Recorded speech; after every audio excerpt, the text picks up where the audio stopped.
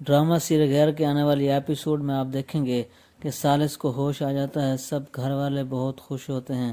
وفا اور ثالث کی ماں شکرانے کی نفل ادا کرتی ہیں۔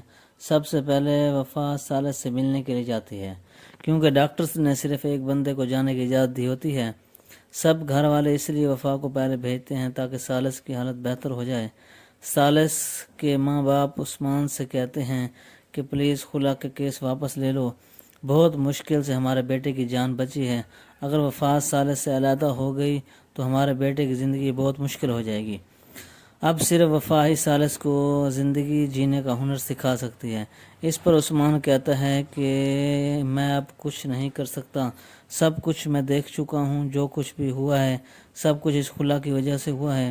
اب وفا جو بھی فیصلہ کرے گی مجھے منظور ہوگا۔ وفا کا دل چاہے گا تو وہ ثالث کے ساتھ رہے گی، اگر نہیں چاہتا تو نہ رہے، مجھے کوئی فرق نہیں پڑتا۔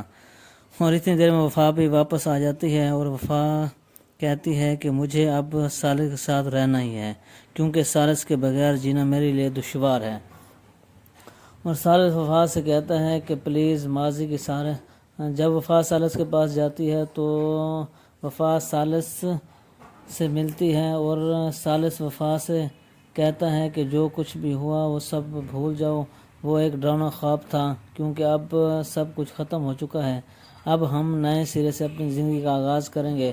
وفا بھی ہر حالت میں ثالث کا ساتھ دینے کا عہد کرتی ہے اور وفا بھی بہت زیادہ خوش ہوتی ہے کہ ثالث نے میرے ساتھ رہنے کا وعدہ کر لیا ہے اور سوچ بھی لیا ہے کہ وہ اب میرے ساتھ رہے گا اور میرے ساتھ مخلص ہی رہے گا۔ اور دوسری جانب فریاد کے ماں باپ فریاد کا رشتہ دیکھنے کے لیے جاتے ہیں۔ انہیں فریاد کے لیے وہ لڑکی بہت پسند آتی ہے، لیکن فریاد سوچنے کے لیے وقت مانگتا ہے۔ بظاہر تو فریاد کو اس لڑکی میں کوئی خرابی نظر نہیں آتی، لیکن اس کا دل ابھی نہیں مان رہا ہوتا۔ فریاد کے آفس میں جو لڑکی کام کرتی ہے وہ فریاد کو پسند کرنے لگتی ہے۔ آہستہ آہستہ فریاد کا دل بھی اس کی طرف مائل ہو جائے گا، اور فریاد کے ماں باپ بھی اسی خوش فہمی میں تھے کہ فریاد اس لڑکی کو پسند کر لے گا، مگر فریاد نے جو وقت مانگا ہے اس لیے مانگا ہے کہ تاکہ وہ جو آفس کی لڑکی ہے اس کو اچھے طریقے سے جان پہچان بنا لے۔ اگر اس کے ساتھ اس کا دل لگ گیا تو وہ اسی سے ہی شادی کرے گا، اور اس کے بعد ہی اپنے ماں باپ کو فائنل ڈیسیژن بتا سکے گا کہ وہ اب کیا کرنا چاہتا ہے۔ اور دوسری جانب شفا سکندر کے ٹھاٹ پاٹ کی وجہ سے اسے پسند کرنے لگتی ہے۔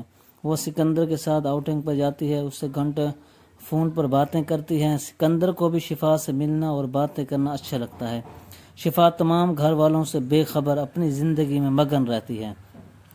شفا اور سکندر کی شادی کی ڈیٹ فکس ہو جاتی ہے۔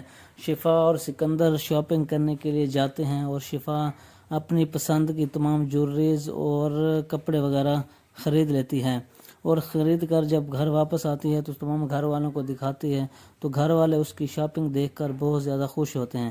سکندر کے گھر والے بھی یہ سب کچھ دیکھ کر بہت زیادہ خوش ہوتے ہیں اور شادی کی تیاریوں میں مگن ہو جاتے ہیں، اور وہ اپنے بیٹے کی شادی کے لیے بہت زیادہ دھوم دھام سے شادی کرنے کے لیے تیار ہو جاتے ہیں۔